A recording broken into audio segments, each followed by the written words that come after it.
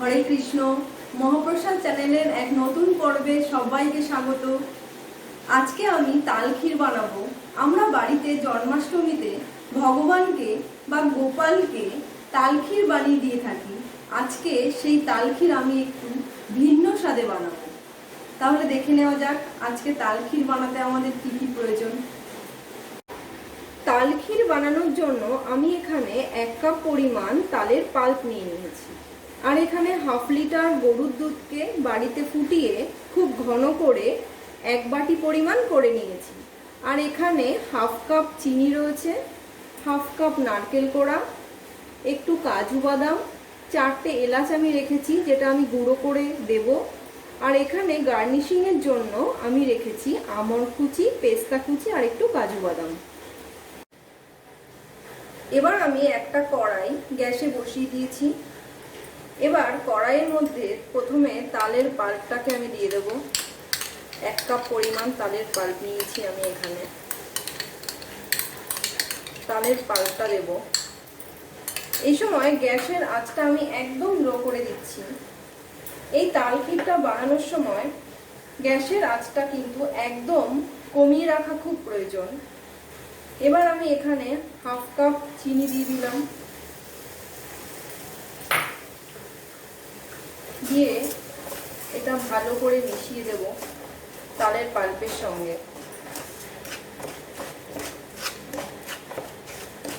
একটু চিনির সঙ্গে তালের পাল্পটা ভালো করে মিশে গেলে আমি এর মধ্যে নারকেল কোড়াটাও দিয়ে দিলাম।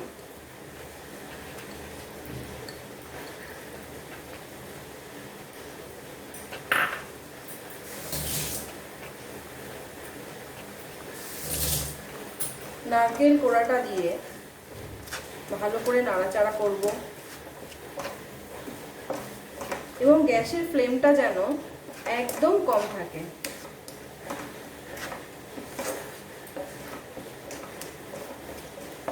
এইভাবে আমাদের অনবরত কিছুক্ষণ নাড়াচাড়া করে যেতে হবে যতক্ষণ না চিনিটা গলছে।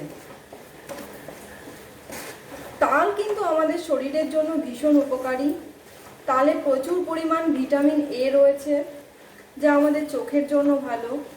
এছাড়া তাল অ্যান্টিঅক্সিডেন্ট সমৃদ্ধ যেটা ক্যান্সারকে প্রতিরোধ করে। এছাড়া আমাদের শরীরের রোগ প্রতিরোধ ক্ষমতা বাড়ায়। আমার চিনিটা অনেক গলে গেছে। এবার আমি এর মধ্যে একটু একটু করে ঘন যে দুধটা আমি রেখেছিলাম সেটা কিছুটা আমি এখন দেব, হাফটা। আর হাফটা আমি রেখে দিচ্ছি, এটা একটু পরে দেব। এবার দুধটা দিয়ে খুব ভালো করে মিশিয়ে নিচ্ছি আমি। এবার আমি গ্যাসের ফ্লেমটা একটু লো থেকে মিডিয়াম করে দিচ্ছি। দিয়ে এটাকে ভালো করে নাড়াচাড়া করছি।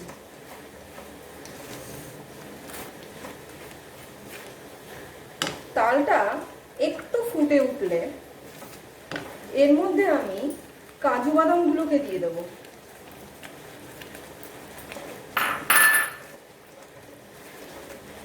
ব্যাস, তালটা একটু ভালো করে ফুটে উঠেছে। এবার আমি গ্যাসের ফ্লেমটা আবার একটু লো করে দিলাম। এই সময় খেয়াল রাখতে হবে কোনো মতেই যেন গ্যাসের ফ্লেমটা বাড়ানো না হয়, কারণ তাহলে তালটা ধরে যাওয়ার সম্ভাবনা থাকবে।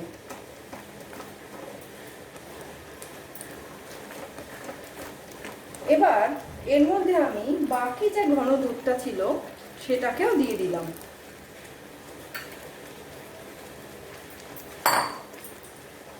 দিয়ে ভালো করে নাড়াচাড়া করবো আমি এটাকে।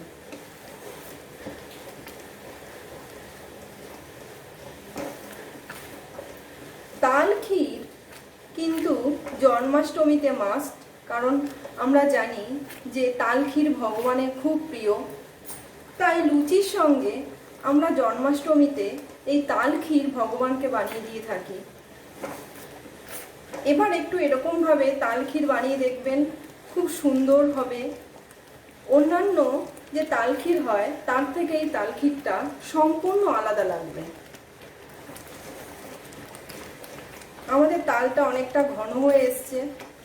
এইভাবে কন্টিনিউয়াসলি এটাকে নাড়াচাড়া করে যেতে হবে, যাতে কড়াইয়ের তলাটা একেবারেই ধরে না যায়।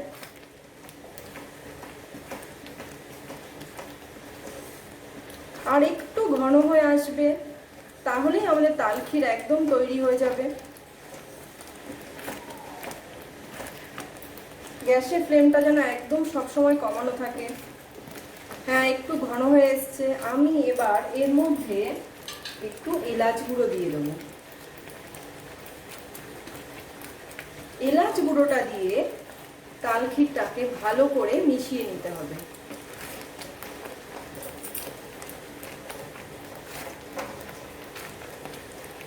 ব্যাস, আমাদের তাল ক্ষীর একদম তৈরি হয়ে গেছে। এবার আমি এটা একটা বাটিতে নামিয়ে নেব।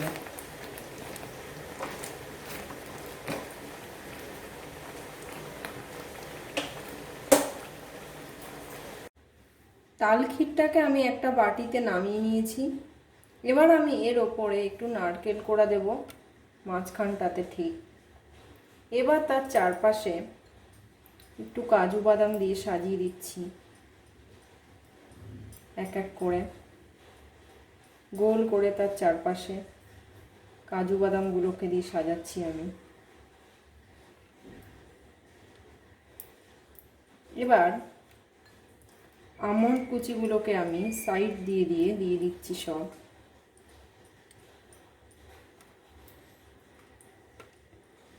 দেখুন, আমি সাইড দিয়ে আমন্ড কুচিগুলো দিচ্ছি।